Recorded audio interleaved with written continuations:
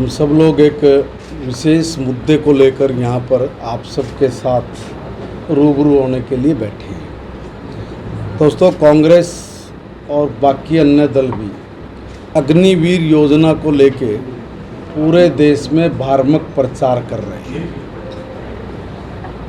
सही स्थिति कुछ और है। देखिए, दुनिया के अनेक देशों में यह अग्निवीर योजना बहुत पहले से लागू है। अगर आपको मैं सही कहूँ तो एक बात ये सोचने की है कि भाई क्यों ना हमारा देश भी बाकी अन्य देशों की तरह हर स्थिति में मजबूत रहे, तैयार रहे। अब दुनिया में गृह युद्ध जैसी स्थिति है, सारी दुनिया युद्ध के मैदान में खड़ी हुई है, अनेक देशों के आपस में युद्ध चले हुए हैं।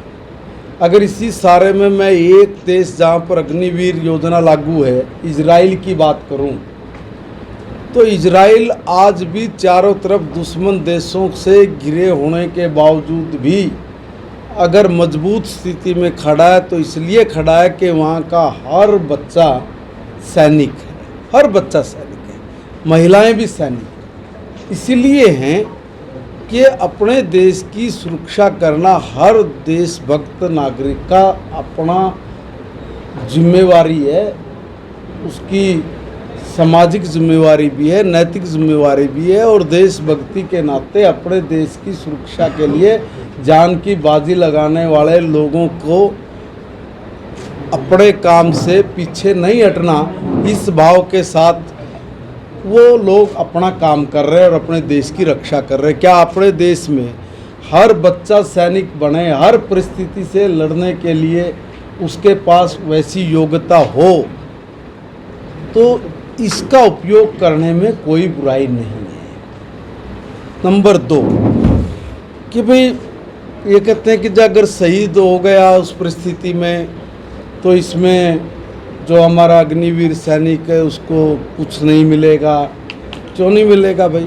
सरकार ने घोषणा की है कि अग्निवीर ऐसा जो मेरा भाई अगर किसी परिस्थितिवश अगर शहीद हो जाता है तो सरकार ने उसके लिए 1 करोड़ रुपए की घोषणा की है अलग अलग मदों में।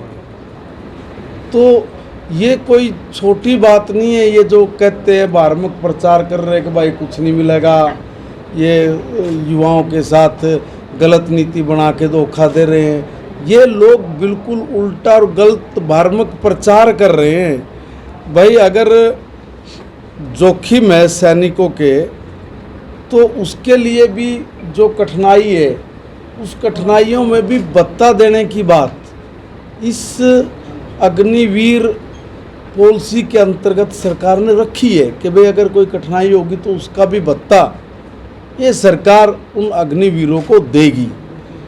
योग्यता के अनुसार नौकरी की बात भी की है। मान लीजिए 25% हमारे अग्निवीर वहीं पर सेना में शामिल होंगे, प्लस जो 75% बचता है उस 75% को भी अलग अलग स्थानों पे नौकरियां, और हरियाणा में तो उसका क्या है कि हम लोग उसको पुलिस की भर्ती में लेंगे, उसको दूसरी तरह की भर्तियों में लेंगे। आज भी आपके सामने कितने ऐसे लोग हैं जो एक्स सर्विसमैन के नाम पे कहीं बैंक में जॉब कर रहे हैं, कहीं आईएएस का भी उसका एक कोटा होता है, आईपीएस के अंदर भी होता है। उदाहरण के तौर पे कई ऐसे अधिकारी हैं जो आईएएस सिर्फ एक्स सर्विसमैन के कोटे में जाके लगे हुए हैं। अनेक ऐसी बैंकिंग हैं, दूसरे ऐसे सार्वजनिक क्षेत्र हैं जो गवर्नमेंट के उसके अंदर उनको जॉब करने के अवसर बाकायदा उपलब्ध हैं, और उनमें हमारा जो अग्निवीर जाके आएगा उसके लिए रोज़गार के साधन बिल्कुल एकदम खुले हुए हैं, उसको किसी तरह की कोई कठिनाई नहीं आएगी। ऐसी योजना के अनुरूप ही सरकार ने इस योजना को शुरू किया है। भ्रामक प्रचार करने वाले लोगों से मैं यही कहूँगा कि वो एक बार अग्निवीर की जो पॉलिसी सरकार की है उसको एक बार ठीक से स्टडी करें, और स्टडी करके फिर बताएं कि इसमें कमी कहाँ है और अगर कोई कमी होगी तो उसमें संशोधन होने में कोई टाइम थोड़ी नहीं लगता है, मगर क्योंकि कोई गुंजाइश छोड़ी नहीं है कि जिसमें कहीं कोई बाद में कठिनाई आए। और सबसे अच्छी बात यह है कि भाई अपने हर घर में सैनिक तैयार। अगर हमारा बच्चा है कहीं जो दिन है इस उम्र के, वो कहीं इधर उधर ना जाके अपना हेल्थ फिटनेस भी उसके लिए बहुत ज़रूरी है कि वो फिट रहे और फिट रह के समाज के देश की सेवा करे। और इतना ही नहीं है कि भाई हमारी जो देश की महिलाएं हैं, हमारी जो बच्चियां हैं, उनके लिए भी इसमें रास्ते खोले गए हैं। महिलाओं को भी अग्निवीर की पॉलिसी में लागू करके उनको भी एक सैनिक बनने का अवसर, एक उनके जो मन की बात है, उनके जो भावना है, ऐसी कितने हमारी बच्चियां हैं जिनकी ये मन की इच्छा है कि हम लोग भी इस देश की सेवा के लिए, इस राष्ट्र की सेवा के लिए कुछ करके दिखाएं। तो ऐसी हमारी बहन बेटियों के लिए भी इस योजना में रास्ते खोले गए हैं। यानी कुल मिला के अगर मैं ये कहूँ कि अग्निवीर के जरिए राष्ट्रभक्ति पैदा होना, प्लस रोजगार के साधन सृजन होना, प्लस मुसीबत के समय हमारे देश का हर बच्चा एक सैनिक है, इस तरह की सोच के साथ अपने देश को दुनिया का सबसे ताकतवर देश बनाना, इस कड़ी में अग्निवीर भी एक बहुत सार्थक भूमिका वाला रोल अदा करेगी, ऐसा मेरा मानना है। एकदम जुट क्यों पड़ी जी आज प्रेस कॉन्फ्रेंस अग्निवीर के मुद्दे पे करने? देखिए, एक मामला चला हुआ है, धार्मिक प्रचार करने में विपक्ष के लोग बहुत माहिर हैं। पिछले दिनों एक धार्मिक प्रचार किया कि भाई संविधान बदल देंगे, कोटा खत्म कर देंगे, मगर जबकि उल्टा हुआ है।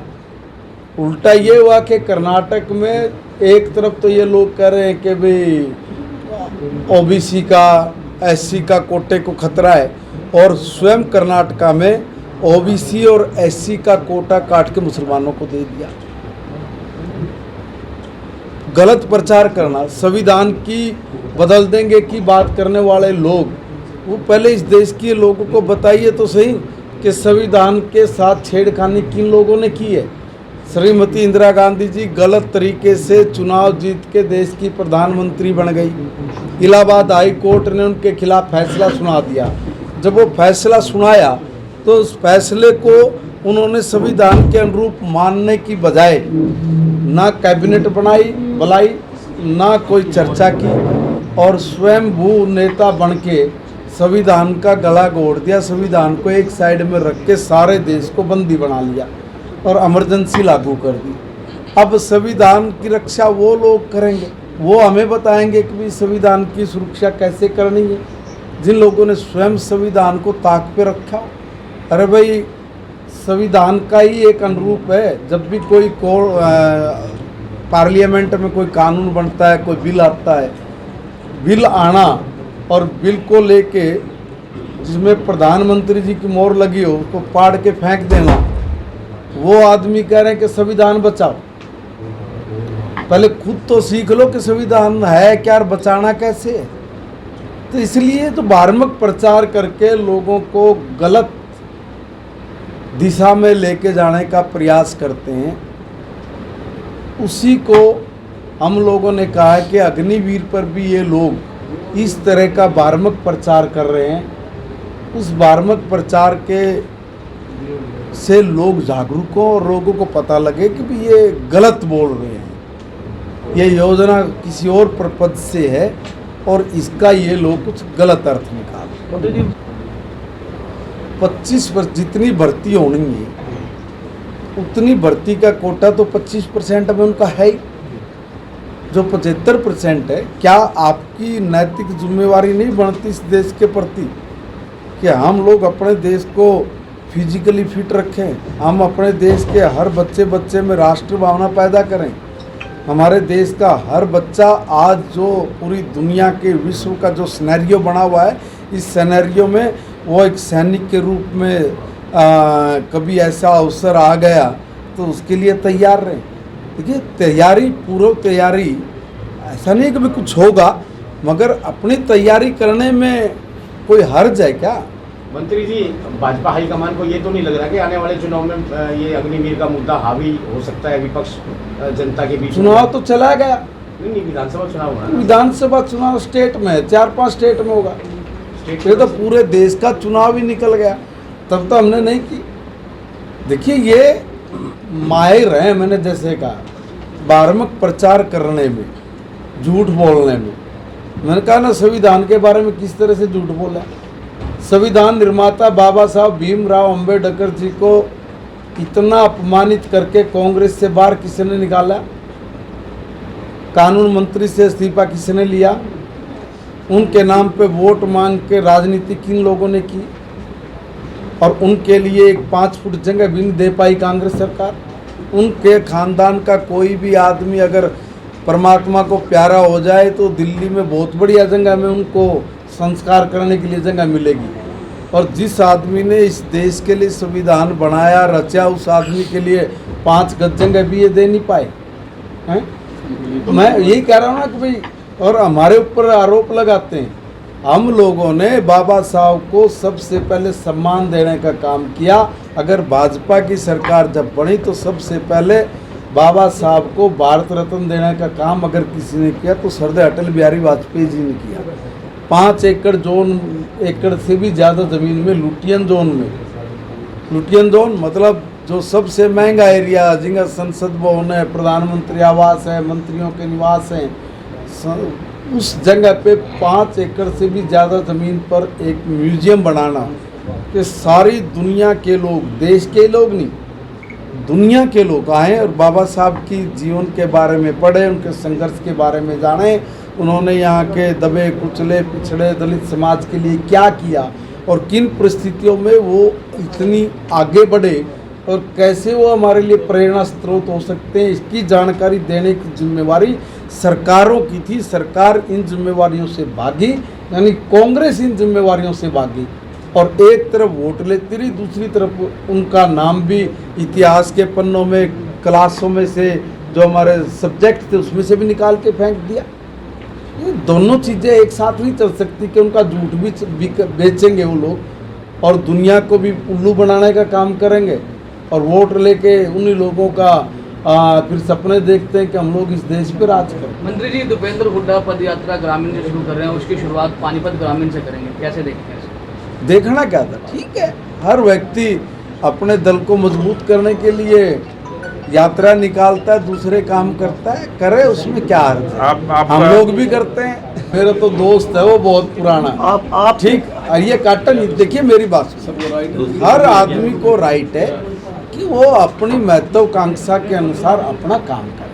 ये काटे पाटे वाले शब्द तो कोई और ही लोग बोलते हैं, मैं तो कदे आज तक वो भी मुझे तो जहाँ मिलता है मैं तो अच्छे से गले लगा के दोस्ती पक्की है, बिल्कुल पक्की दोस्ती, भाई है मेरा। भेदभाव के आरोप क्यों लगा रहा है? अभी जो इस्तीफा दिया है उन्होंने, उसमें भी ये कहा है कि एमएलए ग्रामीण है, उनकी कॉलोनी में काम नहीं होने दे रहा जहाँ उनका वार्ड था। देखो, मैंने तो भगवान कसम कभी आज तक किसी का काम रोका नहीं, और वो नगर निगम का काम है, हमने तो कभी रोका नहीं। ये यहाँ कमिश्नर यहाँ हैं, भाई एक्शन, बाकी सारा इंजीनियरिंग यहाँ है। कभी कोई गलती से एक आदमी भी बोल दे कि भाई हमने कभी इस तरह की कोई छोटी सोच, ये हमारी है ही नहीं। मैं इस तरह की फजूली बातों पर नहीं जाना। अच्छा, आप दरबार लगा रहे हैं आप प्रशासन को भी समाधान शिविर लगाना पड़ा सरकार को। सबसे ज्यादा दिक्कतें जो है प्रॉपर्टी और फैमिली आईडी की हैं। 10 साल तक लगातार धक्के खाने पर अब बैकफुट पे आप लोग आए हैं और अब कह रहे हैं कि आप सर वो जो है एफिडेविट, ये आपका विपक्ष का आरोप है। ये आपका सोचना है या विपक्ष का सोचना? विपक्ष तो सारी उल्टी सोचेगा, सुलटी क्यों सोचेगा? अगर वो इस देश में विपक्ष भी अगर ठीक सोचने लग जाए तो समस्याओं का समाधान ही हो जाए। तभी हुड्डा साहब कह रहे पोर्टल बंद कर देंगे। उल्टा सोचना। हाँ, तो पोर्टल बंद जब करेगा जब सिक्का टूटेगा। सत्ता का सपना ही देख रहे हैं ना, बहुत बड़े मैंडेट के साथ तीसरी बार फिर भारतीय जनता पार्टी की सरकार बनेगी। ये सपने देख रहे हैं। देखे, पोर्टल के नज़दीक तो जब लगेगा जब सत्ता के नज़दीक जाएंगे। हरियाणा में सर, भी ये शासन व्यक्ति को अपने पार्टी में शामिल करवाया, टिकट दिलवाई, एमसी का चुनाव लड़वाया, आज आप के खिलाफ चुनाव की तैयारी कर रहे हैं। क्या बात होगी? अच्छा, सबका अपना जीवन में राइट है आगे बढ़ने का, इसमें कोई बड़ी बात आप नहीं। जी हम लोग कभी छोटी चीज़ों में कभी नहीं पड़ते। कभी आपने आज तक देखा मैंने कभी कोई मेरे खिलाफ कुछ भी बोलता रहे, एक भी बयान कभी मेरा किसी के प्रति दुर्भावना से भरा हुआ या जेलसी से भरा हुआ या कोई एक शब्द भी मैंने बोला हो, मैं चू तक नहीं करता। इसलिए नहीं करता कि ठीक है, हर व्यक्ति की अपनी सोच है। हम किसकी करोड़ों लोग हैं, करोड़ों लोगों की सोच है, वो अपने तरीके से सोचते हैं, हम अपने तरीके से नए सोचते प्रदेश हैं। अध्यक्ष मेरे मोहनलाल पास बड़ौली कोई उसके बारे में फुर्सत बता नहीं दीजिए। है, मेरे पास कोई फुर्सत नहीं है इस तरह की उल जुलूल बातों में पढ़ने के, उनके जवाब रू देखने के। प्रदेश अध्यक्ष मोहनलाल बड़ौली जी बने हैं। मैं उनको बहुत बहुत शुभकामनाएं देता हूं। हमारी पार्टी के बहुत वरिष्ठ नेता हैं, बहुत जमीनी जुड़े हुए कार्यकर्ता हैं और उनके नेतृत्व में हरियाणा प्रदेश तीसरी बार फिर सरकार बनाएगा। दिन रात मेहनत करके काम करने वाले कार्यकर्ता, बिल्कुल एक आम जमीन से जुड़ा हुआ कार्यकर्ता भाजपा ने उसको प्रदेश अध्यक्ष बनाया, हमारे लिए बड़े गर्व की बात है। टीम दोबारा बनेगी, जिला अध्यक्ष वगैरह कुछ चेंज होने की है संभावना जी?